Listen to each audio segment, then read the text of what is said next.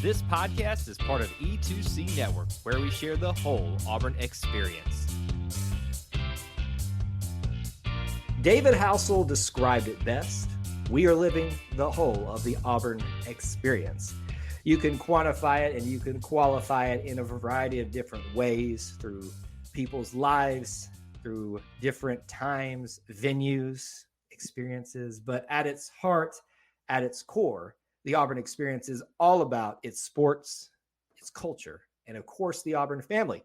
And because it is about family, we've got to bring members of that Auburn family into the show. I am your host, as always, Kyle, alongside chair number 2 over there, still smacking on some corn dogs. I can hear him kind of picking it about his teeth right now because of what's been transpiring this weekend. Austin Scott, welcome back to the show. Thank you, Kyle. War Eagle. Believe it or not, folks, that is not an exaggeration. If you're watching us live, I literally had corn dogs pre-show tonight as a toast to our basketball teams on a great weekend. We'll be sure to talk about that and plenty more on this episode. Looking forward to it. Yeah, we got too much to talk about. We have rearranged the order of what gets talked about when. So you're probably going to hear us mention some stuff at the very beginning of the show in Auburn Potpourri that you think, why didn't y'all spend a whole segment talking about that? Well, because there's just too much to talk about. So let's just talk about probably first the most earth-shattering news of the weekend that does affect Auburn and many others. The retirement of one Nicholas Saban from the Alabama Crimson Tide. You know, I thought you thought I was going to set you up for something else, probably. I did. Well, let's get that out of the way. Earth shattering, but that's fine. Yeah. Let's just talk about this first. How you feeling? Thoughts? How you happy? Doing a little dance? Eating an oatmeal pie along with those corn dogs? What you got? Some people's worlds ended this past week on Wednesday. Mine did not. Mine kept spinning because one man decided to stop working and start collecting retirement that he doesn't need. Does not. No. Yes, I think the network put out a thing that really a post that really encapsulates how I feel about it. Incredible respect. I am absolutely. I've hated having to live through the greatest run by a college football coach in history, and it just happened to be during my lifetime. But I mean, there's no denying. We know firsthand how impressive and how really unprecedented Nick Saban's tenure at Alabama has been. It's over, and thank goodness for that. They've already got a new coach. We are already on to a new regime. And it'll be interesting to all watch unfold. But, I think there was questions about health concerns. I'm glad that seems to have been debunked. And it just seems to be and I have to give props. I think we see so many times in college football and other sports where people that are on top just try and go and go and go. And then it's just sad to look at the end because they've just gone too far. Yeah. And, obviously they didn't win it this year. I'm not complaining about that. But I think it's admirable that he recognized I can't do this anymore. This is not something I want to do. And I'm good with that. And so props to him. Congratulations to Nick and Terry Saban. And I hope they do enjoy retirement. And, but I hope that their success is not continued here in the next regime of, I have a nickname for him, but I'm going to be nice. He's only a few days on the job. I'll say it. Husky Harson apparently is what everybody we've got the nickname in the chat. And, I don't like to drag anybody who's been associated with Auburn through the mud all that much, but it is hard to deny some similarities in the direction of choices with Auburn's past. But I will really quickly give you my experience. Tell me that we had this weekend. Folks, I know some of you, if you've seen the post on our social media, you won't believe me that this wasn't all a setup. I mean, there was some planning ahead that had to happen, but not because we were planning to be in Tuscaloosa. Kyle knew Nick Saban was going to retire. Actually, yes. He called him last week.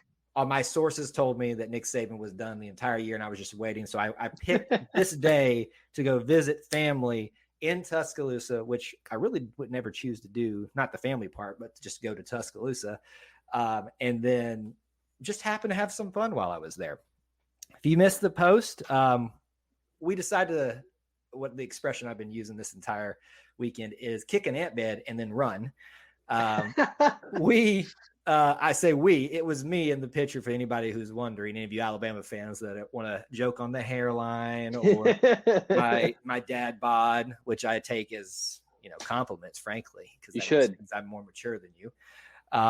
And we decided that we were going to try to pull something off, not to the level that it happened in the past that sparked a certain controversy with certain trees, but I wanted to just take an Auburn jersey over there and see what happened. But the problem was, let me really quickly back up because I know we got to talk about other things. We were there to visit a family, and then it just so happened the press conference was going to happen the same day. And so I said, you know what would be fun? Let's take a jersey over there since we're literally going to be across the street. And I do mean literally across the street from the statue, and just see if we can get a shot with a Cam Newton jersey with one Nicholas Saban statue. And I'll kind of bore you with the details because it's not really that important, but we decided it was safer for me to wear it and then open up the jacket in Cam Newton style right in front of Nick Saban, unbeknownst to all the Bama fans that were literally there just salivating over a press conference around the statue. And I'm not even joking there. I mean, you could have just heard like that, just like drooling over what was happening, and had a little fun. And then, we had a lot of responses from the Bama fans. And then we also, can I just say this, Austin? Some of our Auburn fans, y'all need to get a life. I'm just going to be honest. Hey, lighten up, Francis. Lighten up. Hey, Francis, lighten up. It's a joke. Good grief. I mean, geez, like I try not to be like rude and stuff like that, but I'm just like, what? I had to write a full post to one person's response and say, let's talk about this in context. First of all, this is a practical joke that houses no harm. This is me opening up a jacket, didn't put anything on the statue, nowhere near it. And I didn't plan for it to be this day. It just happened to work out. I mean, just smile and have a Coke. This brought you by Coke, apparently. Just laugh. Just lighten up. It's a joke. It was hilarious. And look, if you want to be that way, well, thanks for the social engagement boost. We'll take it. I know. I mean, I don't want to be that way, but when you get those type of things and people just trying to ride their high horses, why are bubbles popping up next to me right now? You see this? That's I do. Weird. That's weird. It's telling you what I'm really thinking and I want to say right now. But that's the story of this week. And go check out the post. We'll probably have another reel about it at some point, but it was a fun weekend. All right, enough about Saban, enough about that. That's still part of the Auburn experience. I do want to mention on to the real GOAT. The real GOAT. Which GOAT do you want to talk about? You tell me what GOAT you want to talk about. The real GOAT. He's not like those other Tigers. He's an 11-time national champion. Aubie the Tiger wins again, Kyle. I mean, are we shocked? No. I mean, here's the thing. This actually counts. This is a national championship that has been earned, Alabama fans. I'm just saying. I will tell you, I'm actually shocked. I thought they just decided to not let him win anymore. It was going to be you can keep coming back, but I really didn't think they'd let him win anymore. But he did. And he's 11-time champ, and that's #myGOAT. #myGOAT. And I love that on the same weekend where all the little posts with Nick Saban's shadow being a GOAT, the university or whoever did it was, I don't know who originally was responsible for it to credit, but the shadow of the GOAT in the background. That was me, Kyle. Was that you? I did that. Yeah. That was you that did that? That was me. Yeah. No, it was not. I promise. Oh my gosh. Another prominent social media platform decided to just take it and then put my credit in the caption. But I posted it myself originally. That was me. Man, I cannot believe that. How did you not tell me that? Like, I know I was busy. I don't know. I mean, I was busy grabbing oatmeal pies in front of you were busy defending your honor on social media. That's what it was. But yeah, no, it was exactly, I knew exactly what I was doing. And it was exactly for that reason. So I'm glad you did notice it, even if you didn't know it was me. Oh, man. That was brilliant. And I don't know that my heart could have grown 3 sizes more for you, but it has. Like, you're just the best co-host ever. Oh, I've won a lot of points tonight. You have won corn dogs, Aubie, and, defending my honor has been great. 3 great points there. But Aubie wins the national championship. We're not shocked. And I'm sure this won't be the last for him because he is not only the best mascot, yes, but he's the best real Tiger out there. And we proved that this weekend, certain Tigers not being able to do some very, very much things this weekend. Speaking of, should we talk about that part of it first? The Bengal Tigers that couldn't come into town, and minus a short run in the second half, the men's basketball team proved once again who's in control of the SEC and who's the best Tiger, taking down the LSU Bayou Bengals at home in Neville Arena. What a game that was, and some real big highlights. I wasn't able to sit down and watch it fully because of what's been going on this weekend, but as I can imagine, you loved what you saw too. Yeah, got to watch a lot of it with my mom, with the boys. Really impressive showing. I know there's a lot of people who are kind of, on their high horse about, we were up 28. We should not have gotten back to a 9-point. Yes, you're right, but we were up 28. And so thankfully that wasn't an issue. And there's that, if anything, I think that's not a bad thing to remember. Hey, we're not invincible. Let's remember what we're capable of, but also that we have to keep our foot on the gas pedal the entire time. Don't think that Bruce Pearl's not going to use that. Right. But I mean, an impressive showing. This team is just clicking. They're clicking. It's a lot of fun. There's somebody every night that could make a highlight reel kind of play, and they are. And so there's a lot left to play. Next couple of opponents will be good tests. They go to your favorite arena this week, Kyle. Why did you have to bring that up? We had such a good end to the weekend, and you had to remind me of that. I'm just getting you prepared as we go into the week. I don't want you to get all upset when we. But you're bringing it up when we've had such a fun time. We're easing you into it. I'm going to start rocking uncontrollably every time you talk about that. Okay, well, we'll save that. Last bit, just I'll throw this in here at the end for potpourri, just because so much great stuff happened this weekend. Greg Williams went into the NCEA Hall of Fame, the inaugural Equestrian Hall of Fame. So please, another goat. Please give him a round of applause virtually if you have not done so already. Huge. He's actually doing it, folks. If you're not watching live, you don't get the full effect of that. Just like with the corn dogs earlier. Huge recruiting week with 3 transfers coming in this weekend. There was football and basketball recruit galore. Again, like I said, we don't have time to talk about all of it because we got too much other things to spend some time on discussing this evening. So let's move into that right now. But before we do that, folks, we got to talk about our friends at Magic Mind, because as we've been talking about with y'all for a while now, and y'all have responded by supporting them and vicariously supporting us by supporting them, the word energy, and they are a great source for energy out there. Now, when I talk about energy, you're thinking about those energy drinks that, yes, give you the buzz, give you the get up juice that you need, but at the same token, they're not necessarily the best ones out there for you health wise. The solution I have for you is our friends at Magic Mind. I've tried them personally, and I can test that their claim being true, that they're great at defeating burnout and elevating your mental health all at the same time, but without some of the not so great benefits, quote unquote, of some of those other energy alternatives out there. They'll help you with their mental focus, be more productive. They can help you just do this in a more prolonged but healthy way in terms of giving yourself the energy to accomplish what you need. And let's be honest here, to be an Auburn fan requires a lot of that energy too. But if you want to check them out at magicmind.com/Jan Auburn. That's JAN Auburn. Use the code Auburn, AUBURN, for 56% off a subscription or 20% off that one-time purchase. If you're not convinced, I have had one of my family members who has to deal with ADHD on a daily basis, and he said that not only does it not stir up some of the symptoms he has with that, but it gave him the energy and the focus that he was looking for, like I said, without aggravating some of those symptoms. Again, that place you need to visit is magicmind.com/Jan, JAN Auburn, and use the code Auburn, AUBURN, for 56% off a subscription or 20% off that one-time purchase.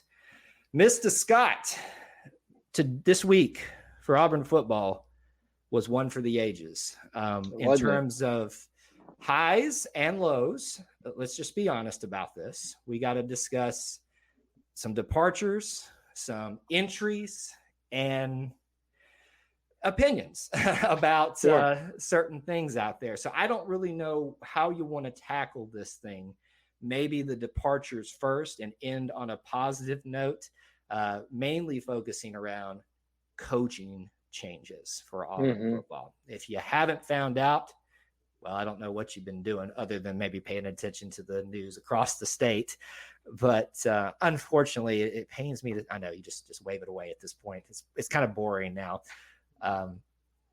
It pains me to say this, folks. Carnell Cadillac Williams, Coach Caddy, is no longer part of the staff by his own choice and resignation in an official statement, obviously with the support of Coach Freeze in that same announcement.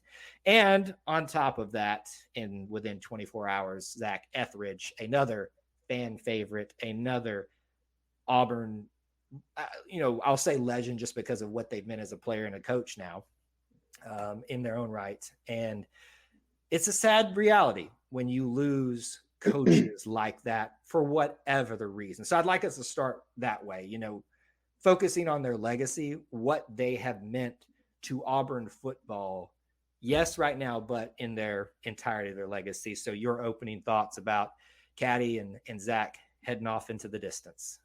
Yeah, I mean, I think there had been, if you've paid attention a little bit, there's been rumblings of these kind of things over the last few weeks, whether it be on social media or message boards or just, talking. Kyle and I definitely discussed it off air with each other several times and just wondered if there was any merit to it, any kind of timeline of this. And it's sad in one respect. I think when you look at two alums who have given a lot of their time and a lot of their sweat and blood and tears to this program as players and as coaches, it's sad to see them go. We know Zach is going to Houston to be with his future father-in-law and get to be closer to family. We know Cadillac has resigned to pursue other opportunities. I think that in both respects, it's sad for, like you said, the current moment, but also because some Auburn brothers are leaving the Plains temporarily for now. So I hate it. I think with Cadillac, it's easier to talk about. I think Zach did a phenomenal job here as a recruiter and as a coach. But obviously with Cadillac in the last year to two, he's become more of he was already a legend for his playing days, right? Mm-hmm. And he was going to be a legend after his coaching days had 2022 never happened. Right. But because of 2022, which you and I have well documented on this podcast, I think his legendary status is through the roof. Yes. The way he rallied the team, the fan base, the Auburn family, just through such a weird change and then staying on with Coach Freeze, it changes what we remember of Cadillac. I think about, there's plenty of grown people who never saw Cadillac play football. Their best memories of him are leading the team out of the tunnel, bypassing Cole Kubelik, saying, let's go play ball. That is their go crazy moment because that's what they witnessed with their own eyes. And so I think that's really special, and it adds an element where it's hard to see him go. I think Cadillac's one of those, and Zach are those people that will be back on the Plains when they're old, when they're done coaching and I mean, they could be coaching here again one day. We don't know. Yeah. If this week hasn't told you that the coaching world is crazy, I don't know what week will. So it's sad, but I think something positive to take from this is it's very cliche, but this is a business, and it looks like Hugh Freeze is going to be able to bring in two more guys that he believes are going to get this program where he wants it to be. I'm not saying that Cadillac and Zach Etheridge butted heads with Hugh Freeze. I'm not saying there was any disconnect or anything like that. But I'm not even saying they were forced on him to keep when he was hired here. I think he recognized their importance of keeping them as he kind of built his first year. Now that they're going elsewhere, he's able to bring in two more guys that he believes are going to help him. And look, it's his job. It's on the line. So I'm going to miss them. I'm going to miss seeing them on the sidelines and having them as our hype guys, but can't wait to see where those guys go, and best of luck to them. It will always mean the world to me, the moments that Cadillac has made special. He will always be my favorite player because he was my Bo Jackson. And go crazy Cadillac, various other memories of him as a player. But to me, none more special during one of the lowest periods of our historic years as an Auburn football program, when there was nothing else to play for but just each other. After a Texas A&M victory at home, his first as an Auburn football head coach, interim or not, him looking into the camera and saying, Auburn's going to be all right. And man, I'm getting a little, right now, just a little. So it is a goodbye, but hopefully it is a see you real soon. Very quickly on the same topic, I don't want us to talk about one side of it and not the other. As with these things, people have opinions. People choose sides. People make up stories. People spread news. We had a post-game stream where I reacted to the news and kind of shared some thoughts about it. And I felt like offered some caution. I tried to do it very balanced about this situation. You're going to hear a lot of things, not just about Cadillac, about Coach Freeze and stuff like that. I would just caution you, if you find yourself in one corner or another, you're probably wrong. But at the other side of the equation, I guess I'm kind of stumbling on my words right now, just trying to think about how best to walk around this. Sometimes there's always reasons for these decisions to be made that we're not privy to. And I think sometimes the things that we don't know, we need to be okay with.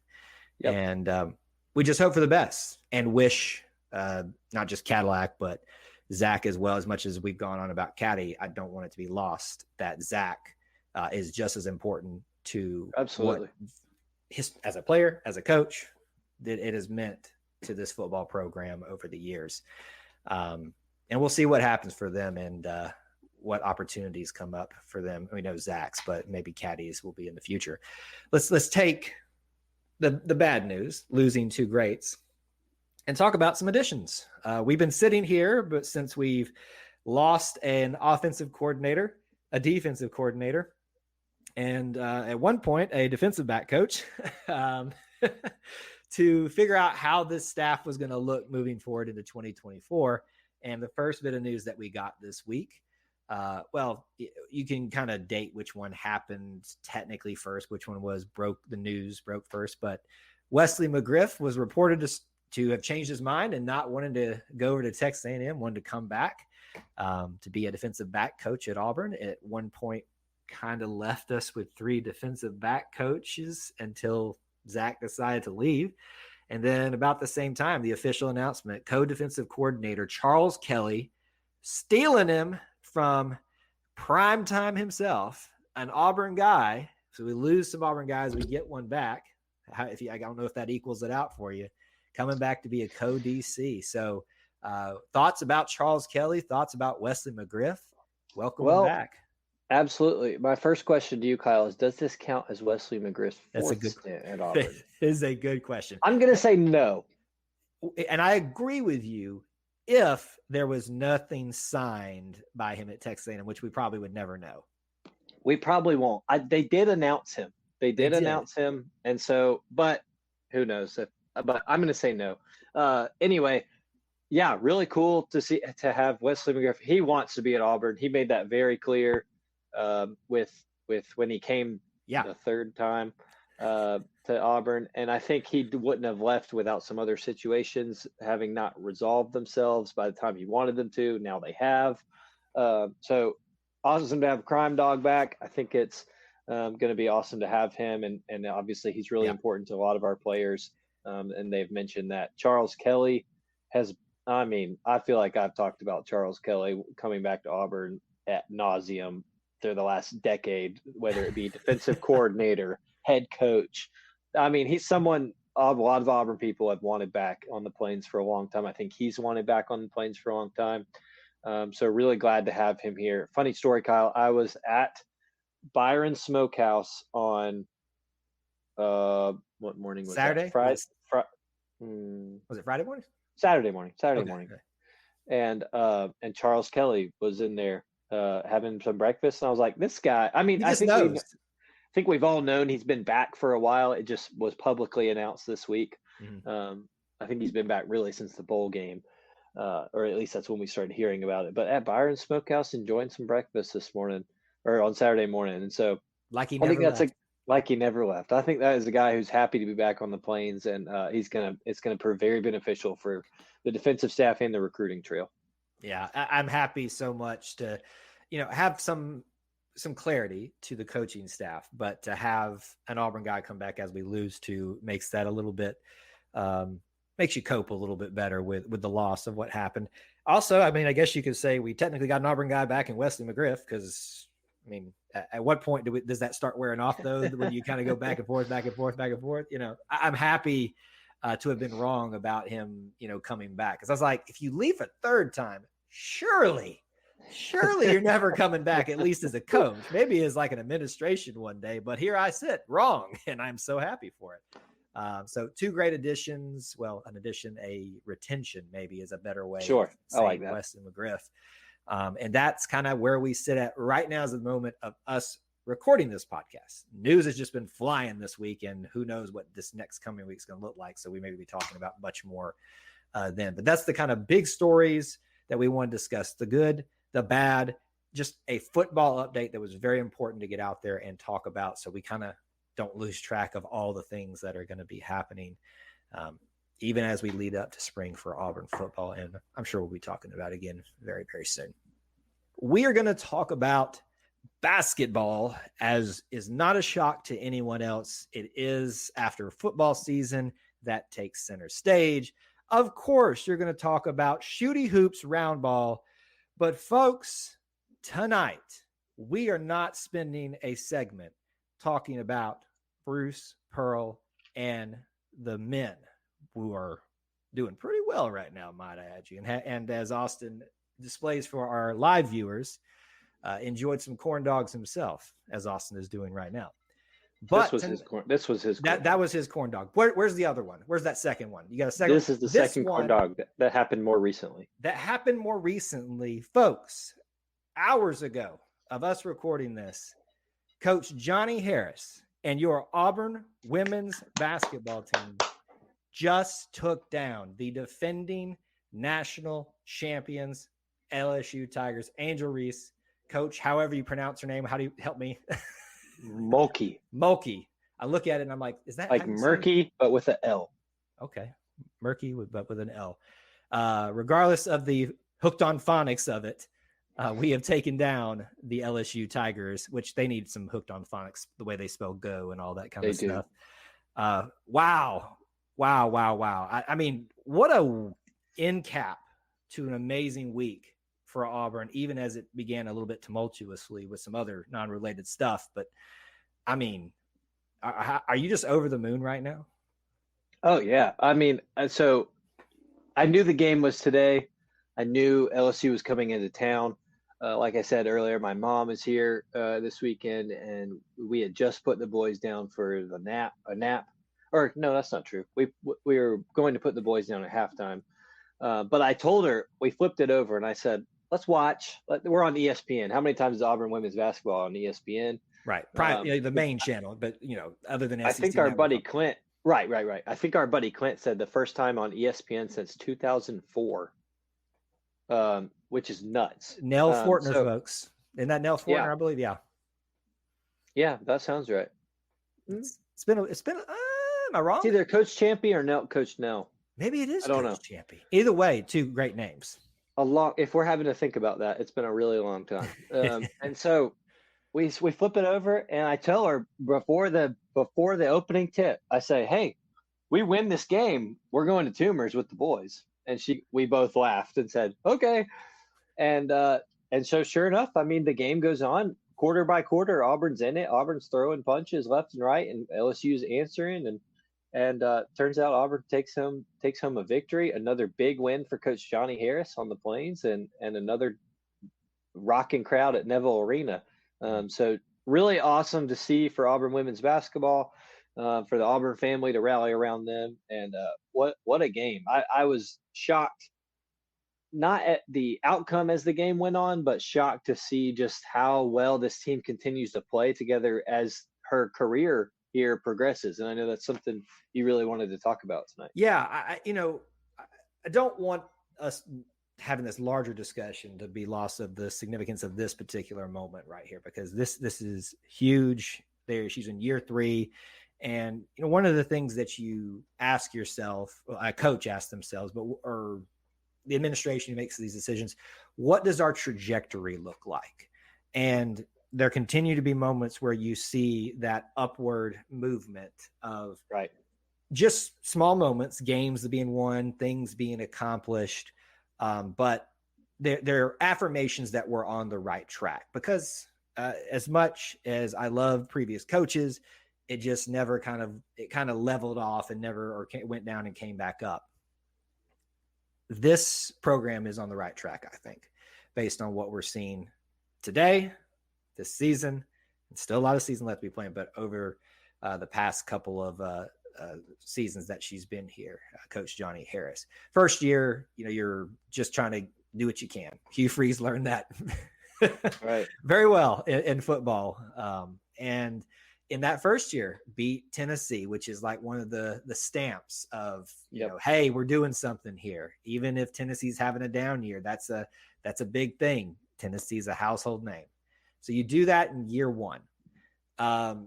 Year 2, have some other big victories. You have a better schedule. You make it to the tournament. Year 3, and a great start in non-conference play. Still plenty more in conference play to be had, but you take down the defending national champs. Yep. If that's not a sign of we are heading in the right direction, I don't know what is. I mean, what else does she need to do right now? At least what we are talking about at this moment in time in this season. Yeah, I mean, I think you continue that momentum, right? Auburn was 0-3 coming in today in conference play. Not something you really want to see, but to really, I think despite of that makes today's win even bigger. And so to see the Auburn family come around and fill out, I think it was the highest attendance or an attendance record for Neville Arena for a women's basketball game. Is that right, Kyle? Yes, but that is correct. Second ever for women's basketball, no matter the arena. Is that correct? I believe that is the correct way of phrasing that, because remember, Beard Eves is like gigantic compared to Neville. Yes. And let me just say this, folks, talking about Nell Fortner area. And I talked about this with Andy Burcham when we interviewed him on Auburn Roots, just reminiscing back the amazingness that was the height of the Nell Fortner era when we're sitting in Beard Eves. You can't find a seat in the normal non-blocked off area, and then all of a sudden they raised the curtains for that Tennessee game that year, and I was like, we have reached a new level of Auburn women's basketball. I was like, the curtains are coming up. Neville Arena, you've reached the highest attended there, and likely not going to be the record for too much longer if they continue on the trajectory that they're on right now. That's right. And I just got to give it to the Auburn family. Okay, look, we're not going to sit here and act like things aren't the way that they are. Men's basketball will always, 9 times out of 10, be the attention getter. It hasn't always been. During those Nell Fortner years, people showed up to the women's basketball games more than the men's basketball games for a time. I witnessed it firsthand. But the family saw an opportunity, showed up, and showed out. And you got to think how much that meant, yes, to Coach Harris, to the staff, to the coaches, to those players especially who have stuck it out. Players like Honesty Scott Grayson, who came back for another year. Think about what that meant to her. Had a game too. Right. I mean, we knew that she was going to be able to contribute more than contribute. That's not even an adequate word to describe that. Do what she normally does and be a star on this team. But you choose to stick around for another year, and you're like, well, you know what? Can there be a lot of other great things to do in year 3 as we're continuing to rebuild? And here we are. Great start to the year. Take down the division. And Angel Reese, household name in women's basketball right now. I mean, that's a great way to have your final year go for her, at least. Oh, absolutely. And we talk about the attendance record. It's evidence of the Auburn family that people are sticking with this team and this program. We've talked about that with volleyball. There's kind of a renewed interest in these teams, and they're giving them good reason to be involved. Like I did say, we did make good on our my mom and I did make good on our statement. We did end up taking the boys to Tumors. They got up from nap time and we were hitting the road. And there was a good contingent there. Everybody was waiting on the team to get there to throw their own rolls, but the Tumors corner was rolled for an Auburn women's basketball victory, and that's not really something that happens that often. Right or wrong, it was good to see that, there's some schools that just love football, but this is, and that's very apparent after the week we've had. But Auburn is Auburn, and the Auburn experience covers so much more than just football, and I think we're seeing that here. Okay, you talk about something before I get all. Oh yeah, hey, settle down now. Listen, I know you're a dad now and all that, but just settle down there, partner. Don't get all mushy on me. I'm very proud of today for the victory, for what the victory means. But to us, as we've tried to express here, it's more than just one victory. It's just the one moment in time. It's the stories within the story. The honesty Scott Grayson's, right. The affirmation for Coach Johnny Harris, the way the Auburn family responds. That's the Auburn experience. It's more than just the game. Hey, you might say it just means more. Oh boy. It means more than an oatmeal pie. I'll tell you that much. About a certain thing that we've already discussed on the show, which we won't get back into, even though we love rubbing it in their faces, because this is about, and corn dogs too. What a show, folks. What an absolute show. I gotta finish this one for Johnny Harris. Just do it right now, right there. And done. Corn dogs done, just like men's and women's basketball this weekend. That's going to do it for this edition of the Auburn Experience Podcast. Episode 62 is in the books. If you want to continue to chat with us, you can find me on X at Kyle Loomis 24. Where can they find you, Austin? You can find me at Austin G. Scott on X. You'll see a picture of two twin boys in bomber jackets and Auburn hats at Tumors Corner today. It's quite adorable, if I do say so myself. Like the heck out of those things. And if you want some other fun content, make sure you go check out our little adventures in T-Town this weekend. And that was quite the trip. So with all that being said, episode 62 in the books. Thank you for listening and watching until we talk to you again. War Eagle. War Eagle.